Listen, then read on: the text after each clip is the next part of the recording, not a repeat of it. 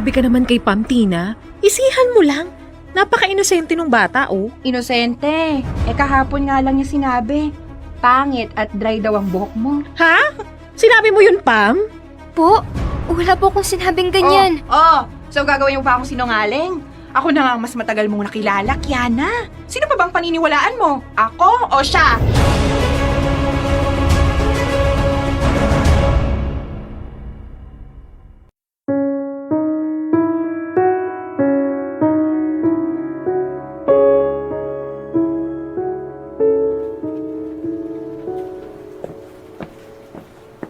Tina, this is Pam. She's the new member of the team. First day niya today, and since ikaw ang nandito sa office, I'm assigning you to tour her around. Thank you. Okay, boss.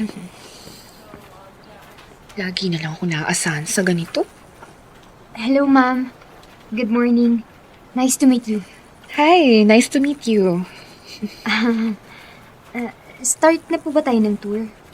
Sandali, kita mong may ginagawa pa ako, di ba? Sige po. Uupo muna ako. Sinabi ko bang umupo ka? Tour nga, di ba? Okay po. Halika na. Okay. Wait, ano nga pala ulit pangalan mo? Pam po. Short for Pamela. Ilang taon ka na? 25 po. Fresh na fresh ah. Well, hindi naman tayo nagkakalayo ng itsura. Kahit nasa 30 na ako, medyo mataba nga lang ako ng konti sa'yo. Anyway, bakit dito ka nag-apply? Lakas din ng loob mo ah. Hindi basa-basa itong kumpanya. Nagbakasakali lang po. Marami po akong in-applyan pero ito lang ang nag-callback. So hindi kami ang first choice mo. Alam mo, kadalasan yung mga ganyan, hindi tumatagal dito. Kasi walang malasakit sa trabaho nila. Hindi naman po ganun. Tingnan natin. Ay, at saka, tingnan mo suot mo. Para kang hindi papasok sa opisina. Para ka lang magmamodel. Ano ba yan? Ano po bang dapat na suot? Oh, malay ko. Siguro, mas sisente dyan sa suot mo. Okay naman po tong suot ko. Ay, bahala ka. Basta walang sisihan kapag pinagpiestahan ka na ng mga lalaki dito. Sa bagay, sa itsura mo, parang gustong-gusto mo rin ng atensyon. Hindi po ba tayo mag-i-start ng tour? Tour! Hindi mo na ata kailangan eh. Ay, isa pa, ang dami ko pang tatapusin, kaya pwede ba gumala-gala ka na lang, i-familiarize mo yung sarili mo. Di naman yata mahinang utak mo, di ba? Pero, instruction po ni Ganito boss. na lang, Pamela. Kapag tinanong ka, sabihin mo na i-tour na kita. Kasi, kung madelay ako sa trabaho ko dahil sa'yo, kaya mo bang ipaliwanag sa boss ko? Okay po. Sige. O, dyan ka pala uupo, sa tabi ko. Dito po? Oo. Alam mo, yung huli na nakaupo dyan, nag-resign. Bakit po? Tanga-tanga kasi. Laging nagkakamali. Parang may sumpa nga yung table na yan eh. Lagi na lang nagre-resign yung mga nakaupo dyan. Kaya, ayan. Huwag mo na akong istorbohin ha. Marami akong tatapusin.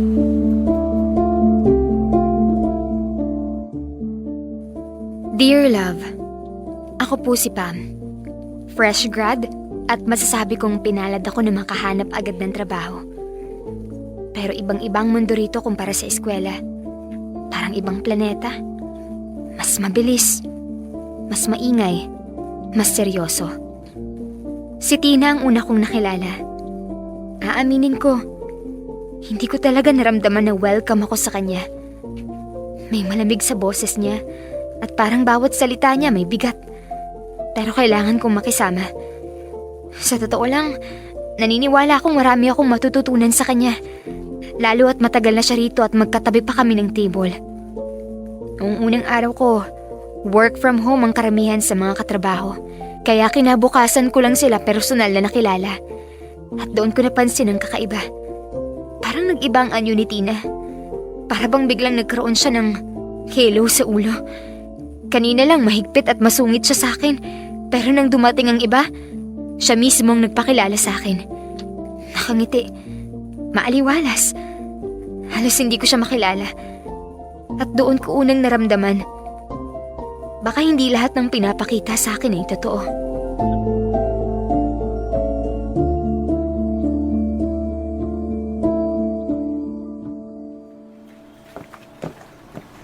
Good morning, people of the universe! Anong meron, te? Good mood ka, ah? Wala naman. Maganda lang ang gising ko. Bawal ba yun? Eh paano? Araw-araw ka namang masungit. Kaya nakakapanibago pag ganyan ka. Oh, ano bang mas gusto nyo? Masungit o good mood? Pili ka be, willing to adjust ako. Sinasabi ko sa'yo. Eme! Good morning po. Ay, oo nga pala. Aaron, Kiana, si Pam, bago nating teammate. Hello po, Miss Kiana. Sir Aaron. Nice to meet you po. Hi, Pam. Nice to meet you too. Hello. At huwag mo na akong tawaging sir ha. Huling tumawag sa akin yan. Baby ko pa. Loko ka talaga. Ay Pam, wag mong pansinin yan. Virgin pa kasi. Hoy, hindi ha. Kapantay ng edad mong body count ko, no? Oy, teka. Baka ma-culture shock tong si Bagets, huy! Nice to meet you po ulit. Punta lang po ako sa table ko. Ah, dun ka pala pupwesto sa isinumpang table. Oo nga, sinabi ko na yun sa kanya na lahat ng umuupo dyan, bigla na lang nagre-resign. Morning. Oh, Pam, si Luigi, ka-teammate din natin. Luigi, this is Pam. First day niya kahapon. Oh, hi Pam. Welcome aboard. Hello po, Sir Luigi. Huwag mo na siyang tawaging sir. Hindi naman kagalang-galang yan. Kita mo ba yung forma niya? Parang napadaan lang dito, di ba? Mukhang bibili lang ng suka sa kanto. Hoy, ayan ka na naman, Tina. Para ka may kutsilyo sa dila ang talas palagi. Totoo lang naman. Siya, Pam, mag-yosi muna kami ni Aaron ha. Break lang. Sama ka? Uy, kakadating lang natin. Break agad. Isa pa, alam niyo namang hindi ako nag-yosi. Mamaya na lang. Baka alam mo na, masipat pa tayo ni boss. Tegi tayo. Eh, baka lang naman gusto mong sumama sa chika. Pero sige, laters na lang. Tara, Aaron. Let's go. May candy ka? Kita mo yun. Po, Yosi ng yosi. Kaya mabaho ang hininga. Ikaw iwas-iwas ka dyan at dun sa Kiana, backstabber yan. Akala mo friend pero kapag kaharap ng boss, bigla ka na lang niyang ilalaglag. ganun po ba? At si Aaron, ay nako, babaero yan. May balita pa nga na dati, hinaras daw yan na empleyado. Ay, hindi ko nga alam kung totoo, pero kita mo naman sa mukha, di ba? Parang, alam mo yun, may manyak vibes, di ba? Wala naman po akong napansin. Ano bang first impression mo sa kanila? Sige nga. Okay naman po sila. Friendly po. Oh, come on. Imposible. Yung buka ni Kiana, dry na dry. Parang walis tambo. Bagay ba sa kanya? Hoy, Pam. O, diba? Hindi ka makasagot. Kasi, pangit talaga. At si Aaron, ay nako. Wala po akong masasabi, ma'am. Wala ka ring masabi, ano? Kasi speechless ka sa ilong niyang sarat. Ganyan ang mukha, tapos, babaero. Kaloka, di ba? Ang kapal na nga ng ilong, nung pagmumuka, tapos ganyan pa. Ma'am, excuse lang po, magsi-CR lang po ako. Uy, sandali, bago ka umalis, pakilagay mo muna tong mga folders dun sa table mo, ha? Punong-puno na kasi tong desk ko, eh. Wala ka pa namang gamit. Sige po, akin na.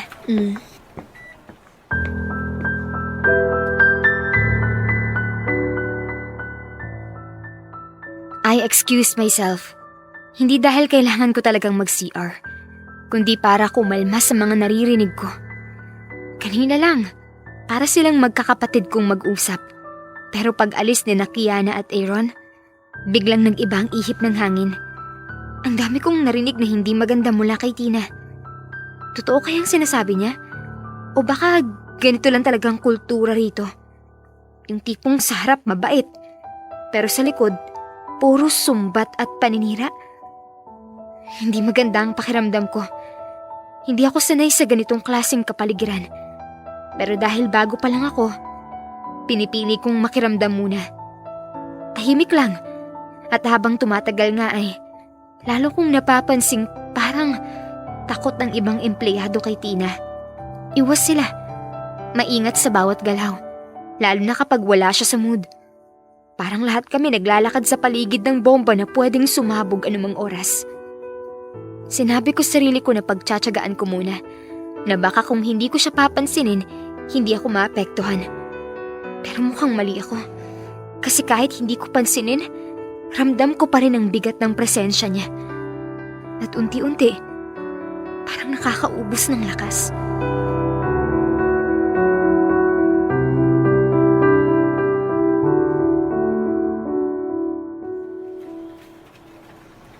Ay, Diyos ko, ang boring. True. Wala bang chika dyan?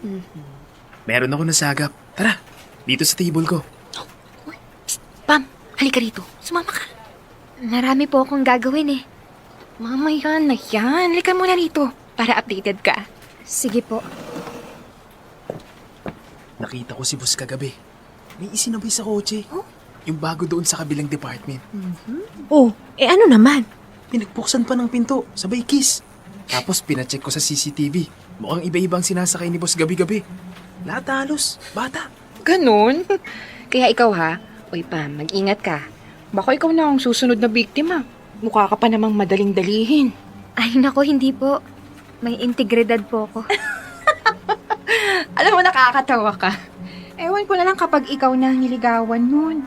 Baka nga mauna pang bumukakay ang legs mo bago ka makapag-isip. Hoy, grabe ka naman, Tina. Good girl lang si Pam, no? Good girl! Wala namang good girl dyan kay boss. Sa totoo lang, parang lahat nga ipapatulan niya basta may butas. Akala mo macho, pero nireregla naman. Ay, alam mo, pag dumadaan yan, amoy aparador pa. Parang di naliligo pag pumapasok. Guys, quick meeting later sa boardroom 4 p.m. Oh, hi boss. Do you need coffee? Ibibili po kita. Well, that's nice. Thanks, Tina. You always know what I need. Siyempre boss, ikaw pa. Alright, see you later, guys. Hoy, Pam. Kung ano man ang naririnig mo dito sa station natin, dito lang yun ha. Kapag nalaman kong snitch ka, malilintikan ka sa akin. Yes po, ma'am. Grabe ka naman kay Pam, Tina. Isihan mo lang. Napaka-inosente nung bata, oh. Inosente. Kahapon nga lang niya sinabi. Pangit at dry daw ang buhok mo. Ha? Sinabi mo yun, Pam? Po, wala po akong sinabing ganyan. So gagawin mo pa akong sinungaling? Ako na nga ang mas matagal mong nakilala, Kiana. Sino pa bang paniniwalaan mo? Ako o siya?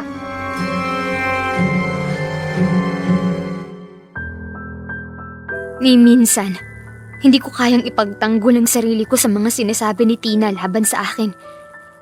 Kahit anong iwas ko, nakakahanap siya ng paraan para idamay ako sa tsismisan, sa panlalait o sa mga bagay na wala namang kinalaman sa trabaho ko. Madalas pa niyang binabaling ang paningin niya sa pisikal kong kaanyuan. Ang suot ko, ang buhok ko, pati ang paraan ng pagsasalita ko. Kung kaya niya itong gawin sa mga matagal na niyang kasama, paano pa kaya sa akin na bago lang? Lumipas ang mga buwan na halos araw-araw ay ugali ni Tina ang sumasalubong sa akin. Ang tanging nakakausap ko lang ng maayos ay si Luigi. Pero mukhang hindi rin ito nagustuhan ni Tina. Mas lalo niya akong tinitira. Pero habang tumatagal, natututo na akong lumaban sa sarili kong paraan. Hindi man lantaran, natuto akong tumanggi. Natuto akong umiwas. Morning, Pam. Sa labas pala kami magla-lunch nila, Kiana. Sama ka? Pas po muna ako, ma'am. May dala po akong baon eh. Baon? Ano ka, high school? Sige na, ayaw mo naman papilit. Sabay na lang po kami ni Luigi. Sige, magsama kayong dalawang weirdo. Laters. Tara, Pam. Lunch na tayo. Eto, marami akong baon. Uy, buti nakakatanggi ka kay Tina, no? Bakit naman hindi? Ewan ko. Parang gusto ni Tina sumunod sa kanya lahat. Minsan pa nga, kapag galit siya sa isang empleyado, gusto niya galit na rin ang lahat. At hindi siya titigil hanggat hindi sumusuko yung empleyadong pinagdidiskitahan niya. Hindi ba bullying na yun? Oo nga eh. Kaso, Walang may lakas ng loob na magsumbong dahil walang mga hawak na ebidensya. Tsaka, two-faced siyang si Tina. Mabait sa harap ng iba, pero nuknukan ng sama ng ugali kapag nakatalikod. Alam mo ba kung bakit laging nagre-resign yung nasa pwesto mo? Bakit? Lahat ng umupo sa pwesto mo, naubos ang pise sa ugali ni Tina. Ikaw pa nga lang yung tumatagal dyan eh. Madalas kapag mas bata sa kanya o kaya mas magaling, gumagawa siya ng paraan para siraan. Sa nakikita ko, na-insecure siya. Lalong-lalo na kapag mas maganda sa kanya. Grabe naman. Para namang evil witch ang datingan. Evil witch talaga. Dahil hindi siya tumitigil hanggat hindi nagre-resign yung tao. Kaya ikaw, Pam, mag-ingat ka. Oh, ikaw. Bakit nandito ka pa rin kahit na alam mong ganun siya? Ang tingin sa akin ni Tina, nobody. Kaya nakakasurvive ako. Pero, araw-araw kong inaalmusal yung pangungutya niya sa iba. Ay, nako. Huwag na nga nating isipin yan. Wala naman tayong magagawa kung ganyan na siya. Magtrabaho na lang tayo ng marangal. At kumain na tayo.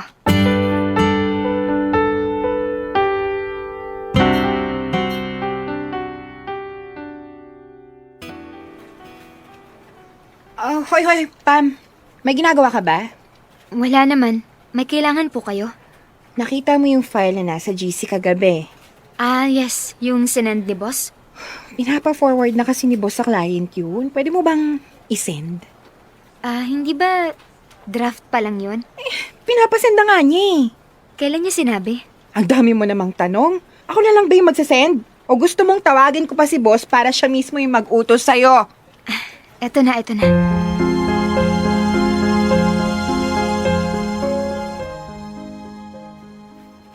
Sino nag-send ng draft sa client, ha? Draft pa nga lang eh. Nakakahiya. Ano, wala bang sasagot? Sino? Ako po, ma'am. Bakit mo sinend yung draft? I was instructed po. Nino, who instructed you? My gosh, common sense naman. Napag-usapan na natin to, hindi pa tapos yun. Now, the client is calling me, asking me, bakit tayo nag-send ng garbage? You know what? I don't need people na sumisira ng team. If you can follow basic instructions, maybe you don't belong to this company.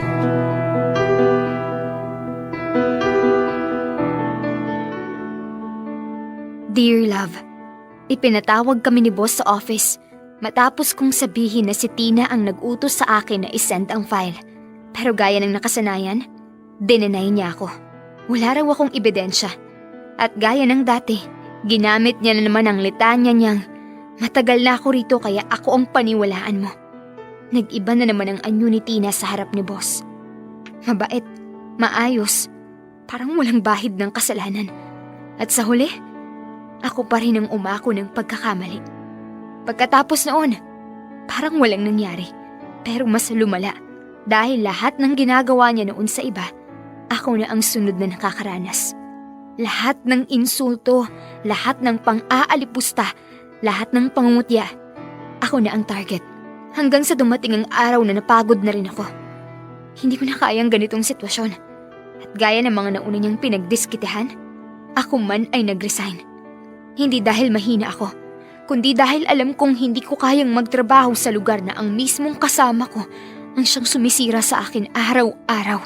At sa'yo, Tina, kung nasaan ka man, plastic kang bruha ka.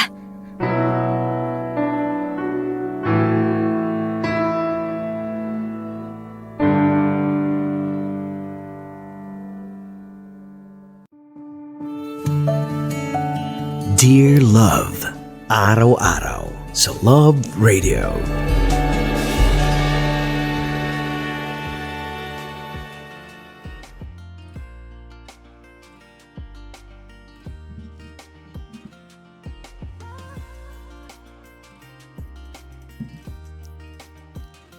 At yan ang kwento ng ating Dear Love ngayong Feel Good Monday na pinamagathang work na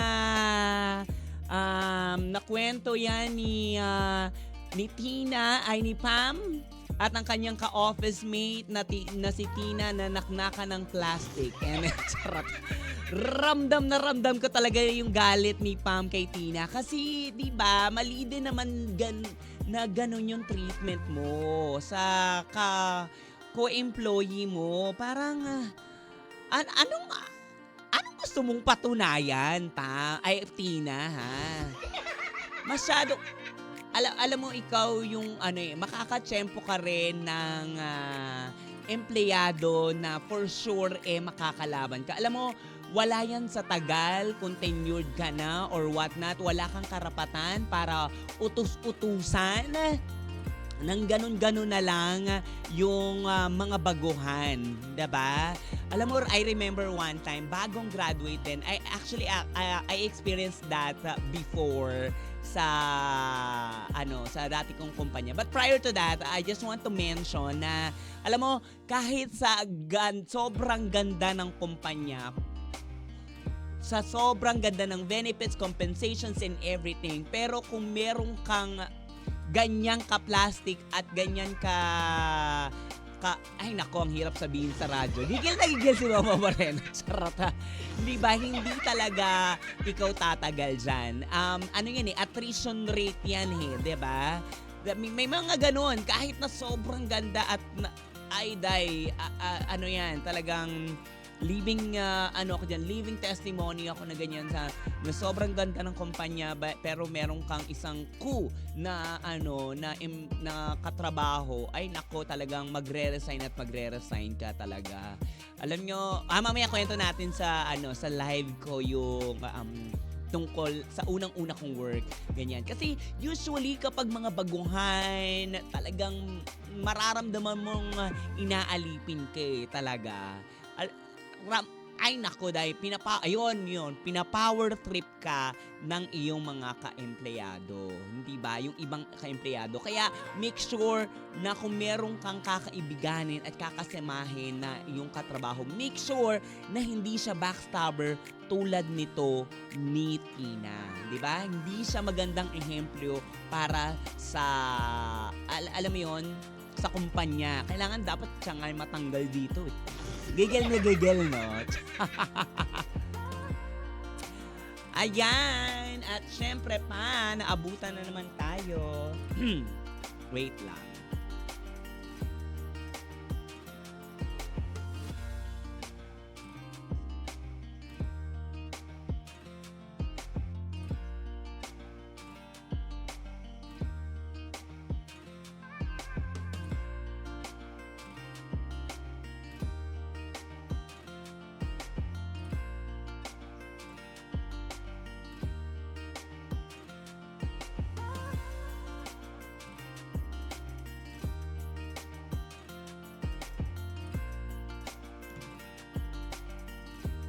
Alright, so magandang morning sa ating mga kabisyong nanunood sa ating Facebook Live.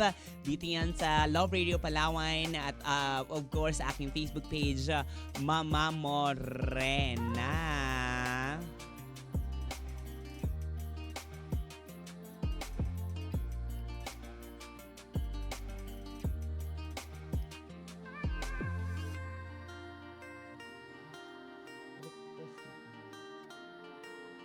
Wait lang ka.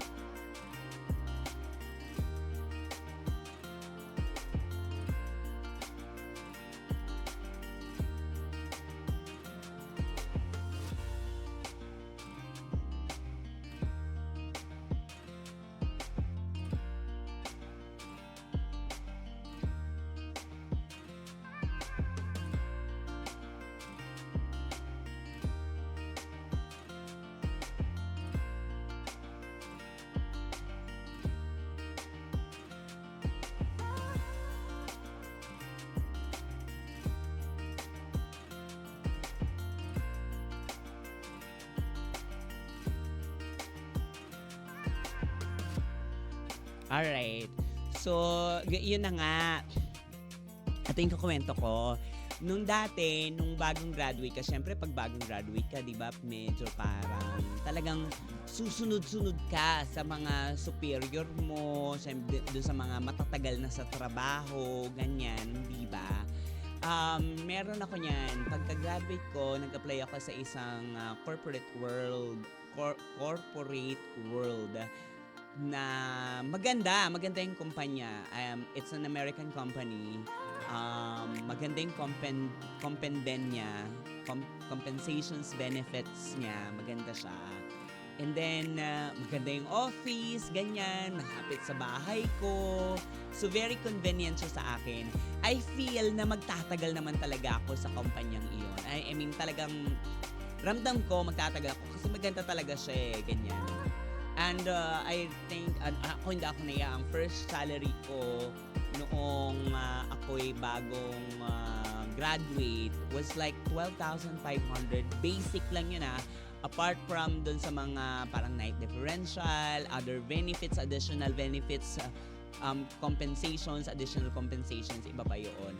So most likely ganun siya. So eto na. Maganda. So ito yung matagal na I think this already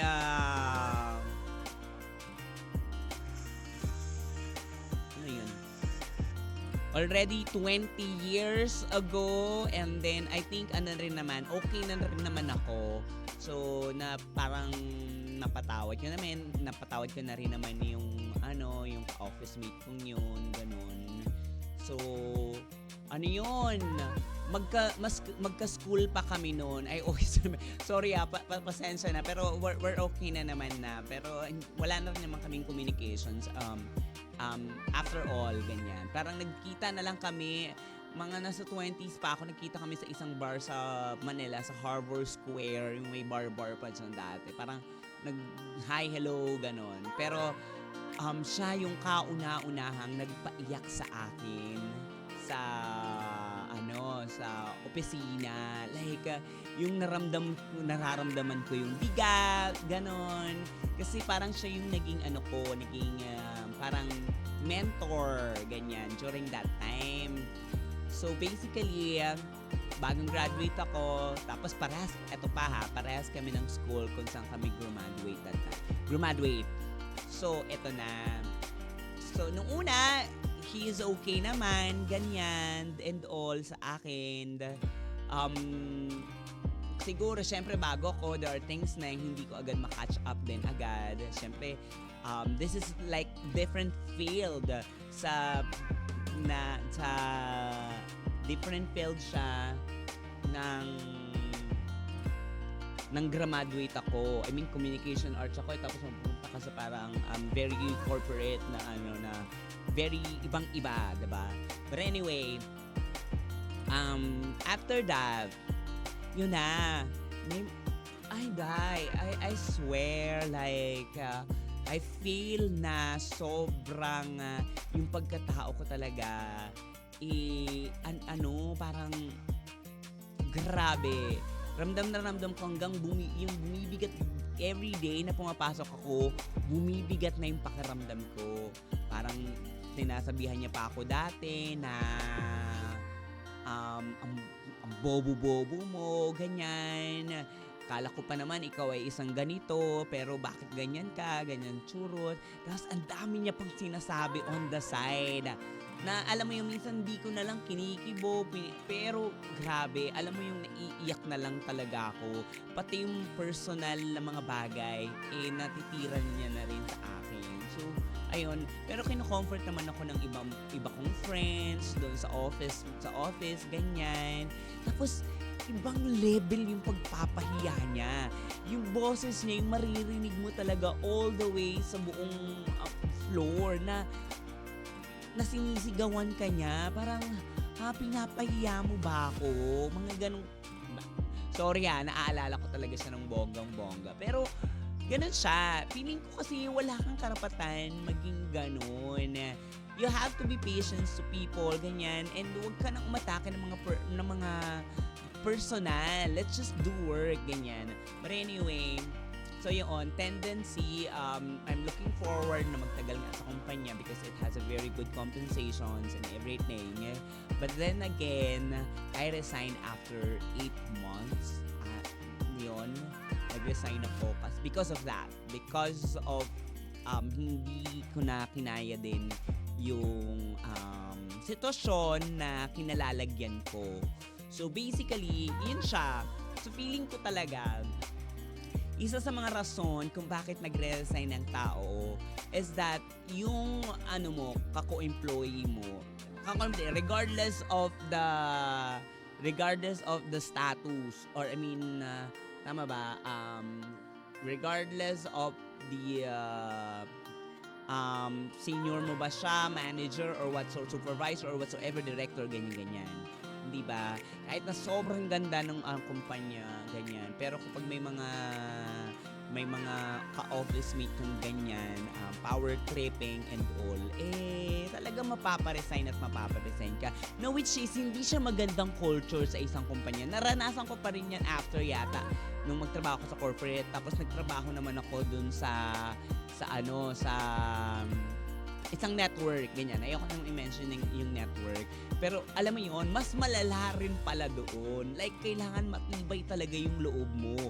Kasi talagang iba-backstab ka nila. Ang dami nilang sinasabi right behind you. Whereas, ikaw, ginagawa mo yung trabaho mo, tapos merong mga nag-appreciate sa ginagawa mo. Pero yung mga taong parang boss, ganyan, parang dina-down ka nila, parang they don't want you to achieve your dreams, ganyan. At that time, parang medyo parang nakakuha ko ng mga gandang comments coming from the artist, ganyan. Tapos pero yung ibang office mate ko noon, parang may mga eksena siyang ganyan, basta nanira and all like that. So it's so really bad. Pero alam mo, ito yung mga bagay na magpapatatag sa'yo in the future sa trabaho. And for sure, you don't want na mangyari din siya sa mga other ka-office mate mo, diba? Ako ganun ako eh. I think because of that kind of, because of those experiences na naranasan ko na nagpatatag sa akin, I always make sure na kapag ako naging matagal sa kumpanya o kaya nagkaroon ako ng position sa kumpanya, I make sure that everyone will treat equally regardless kung bago ka, kung anong seniority level mo sa kumpanya. I make sure that it will be treat equally, ganon. And I make sure na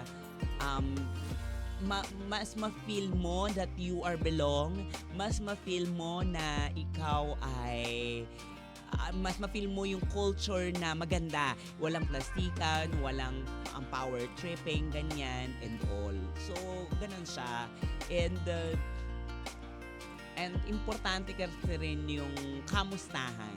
You always make sure na kamustahin mo yung bawat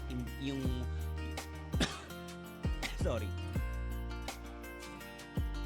yung co-employee mo. Kasi hindi natin alam yung mga pinagdadaanan ng bawat empleyado eh. Meron yan for sure, personally, sa trabaho or whatsoever. And it's very, very important na kamustahin mo kung ano na ba sila, okay lang ba sila, ganyan. I understand na may mga dapat kayong gawin at isettle, like i-achieve na goals every month, but then again, alam mo, yung empleyado, hindi naman yan mag-function ng maayos kung meron siyang issues or may something sa kanya, diba? Na yun dapat bilang feeling ko as a tenured, as a supervisor or whatsoever in the position, na kailangan mong maalam yung totoong nararamdaman niya. Kasi kapag yun ay na-cater mo or na-address mo yun, for sure this person will work better and will get longer sa kumpanya. Diba? Mararamdaman niya kasi yung care na this is not just all about the deadlines that I need to submit or target or goals every end of the month. He is more on very personal na pamilya, nakakamustahin ka ng genuinely sa puso mo. Parang meron tayong hugot. Charot. Chares. Chares lang. But hindi, yun na. I mean, I've been a supervisor before and I always make sure that I always kinakamusta personally, nakikipagkwentuhan ng hindi trabaho ang pinag-uusapan. Like, very personal. Para, alam mo yun, kasi mas maiintindihan ko siya eh. Yung kung saan siya nanggagaling at yung mga pinagdadaanan niya. And, baka yung pinagdadaanan na yun is something that affects yung dun sa tinatrabaho niya. Kaya siya baka siguro low performer, ganyan, di ba? It's not just all about na idikdik, isiksik mo sa kanya na gawin mo to, gawin mo yan, dapat ganyan, gawin mo para Hindi ganun yun. It's not all about that. At the end of the day, you must know your employee sincerely, genuinely, kung ano yung mga pinagdadaanan niya in life. Again, every individual ay mayroong mga pinagdadaanan. Di ba? And that's something that needs to address. Di ba? Para magtagal ang relasyon nyo ng ka-employee mo at tumagal ng mahaba sa kumpanya ang isang empleyado. So yun lang, nakakaloka, napakagandang topic and for sure maraming nakarelate sa ating kwento ng Dear Love ngayong umagang Itetsuwa. And I hope marami kayong natutunan and I hope you always choose to be good and kind regardless of whatever challenges or whatever na bad image, bad moods or whatsoever. You always choose to be kind and you always choose to be genuinely happy, ganon, sa ginagawa mo. And be always passionate, ganon lang. O siya, kabisyo, maraming salamat sa inyong pagtutok. Ako pa rin ang nag-iisang mamaharat na pwede mong mamahalin ng sagad-sagaran, Mama Morena. Bukas ulit sa panibagong kwento ng buhay-buhay dito sa kwento ng Dear Love. Bye!